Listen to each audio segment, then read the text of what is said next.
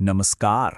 आज बात करते हैं मुंशी प्रेमचंद की एक ऐसी कालजयी कहानी की जो दोस्ती, आज़ादी और सम्मान की बात तो करती है, लेकिन एक बिल्कुल ही अलग नजरिए से। ये एक ऐसी कथा है जो सोचने पर मजबूर कर देती है कि वफादारी और साहस का असली मतलब क्या होता है।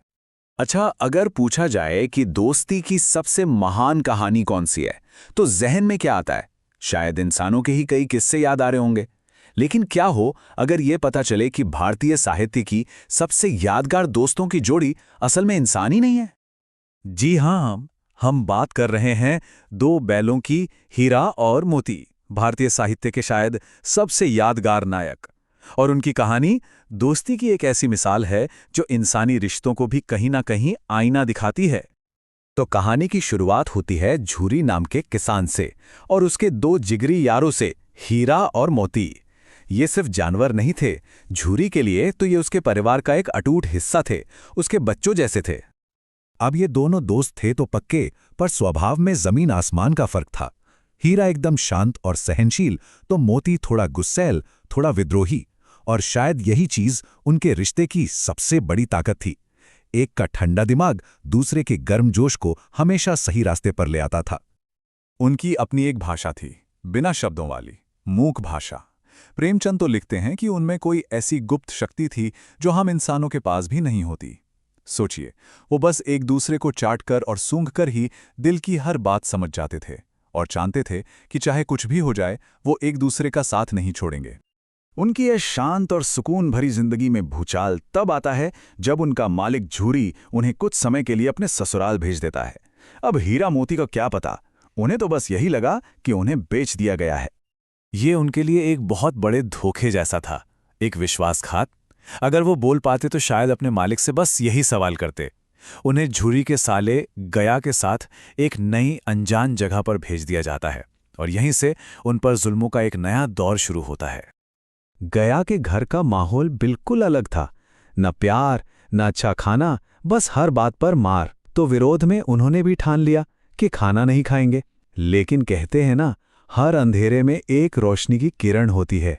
यहाँ वो किरण थी एक छोटी सी लड़की जो खुद सौतेली माँ का जुल्म सहती थी और इन बेजुबानों का दर्द अच्छे से समझती थी। और फिर एक रात दोनों ने तय कर लिया। उन्होंने अपनी पूरी ताकत लगाकर, जो उनकी रोज की ताकत से दुगनी थी, मोटी मोटी रस्सियां तोड़ डाली और भागे सीधा अपने घर की ओर। जूरी तो उन्हें वापस देखकर फूला नहीं समाया, पर उसकी पत्नी को यह बात बिल्कुल रास नहीं आई। उसने उन्हें कामचोर तक कह डाला। पर यह खुशी ज्यादा देर टिकने वाली नहीं थी। उन्हें दोबारा उसी जालिम गया के पास भेज दिया गया। इस बार भी वो भागे, लेकिन किस्मत ने साथ नहीं दिया। वो रास्ता भटक गए और सामने थे नए और भी ज्यादा बड़े खतरे। भूखे प्यासे भागते भागते उनकी नजर पड़ी एक लहलहाते मटर के खेत पर। बस फिर क्या था, उन्होंने जी भरकर मटर खाई।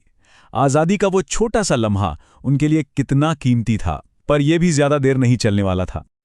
और तभी उनके सामने आ खड़ा हुआ एक विशालकाय मदमस्त सांड। अब सिचुएशन देखे। उससे लड़ना मतलब सीधे सीधे मौत को दावत देना था, और भागना कायरता थी। मतलब हर तरफ मौत ही मौत थी। एक बार फिर उनकी वही मूक भाषा काम आई। इशारों इशारों में ही पूरी स्ट्रैटेजी बन गई। हीरा ने साफ कर दिया, भागना कायरता है। एक आगे से हमला करेगा, दूसरा पीछे से। और उनके इसी कमाल के टीम वर्क ने उस विशाल दुश्मन को भी घुटने टेकने पर मजबूर कर दिया। जीत तो गए, लेकिन मुश्किलें अभी भी खत्म नहीं हुई थीं। वो पकड़ लिए गए और उन्हें बंद कर दिया गया कांजी हाउस में। कांजी हाउस यानी आवारा जानवरों के लिए बनी एक जेल। और ये कांजी हाउस कोई ऐसी वैसी जगह नहीं थी, एक बहुत ही भयानक जगह थी। वहां कई घोड़े, बकरियां और भैंसें बंद थीं, पर किसी के सामने चारे का एक तिनका तक नहीं था। सब के सब बस हड्डियों का ढांचा बनकर भूख और लाचारी से जमीन पर पड़े मौत का इंतजार कर रहे थे। लेकिन ऐसी घोर निराशा में भी हीरा ने हार नहीं मानी। शरीर भले ही भूख से कमजोर हो चुका था, पर हिम्मत पूरी थी। उसने अपनी नुकीली सींगों से उस कच्ची दीवार पर वार करना शुरू कर दिया। ये उनकी कभी ना हार मानने वाली जिद का सबूत था। मोती भी फौरन उसके साथ लग गया और देखते ही देखते उन्होंने दीवार गिरा दी। अंदर जितने भी जानवर थे, करीब 9-10 घोड़ियां, बकरियां, भैंसें, सबकी जान बच गई, सब भाग निकले और आजाद हो गए। लेकिन एक प्रॉब्लम थी, हीरा मोटी रस्सी से बंधा हुआ था, वो भाग नहीं सका। अब मोती चाहता तो भाग सकता था, आजाद हो सकता था, पर उसने क्या किया? वो अपने दोस्त के पास ही रुक गया। उसने आजादी से बढ़कर दोस्ती को चुना। ये इस कहानी का शायद सबसे सबसे शक्तिशाली पल है। अगले दिन काजी हाउस में उनकी नीलामी हुई और उन्हें खरीदा एक ऐसे दढ़ियल आदमी ने जिसे देखकर ही डर लग जाए। वो उन्हें अपने गांव की तरफ हाँकता हुआ ले चला और अब तो लग रहा था कि बस खेल खत्म, मौत पहले से भी ज्यादा करीब थी।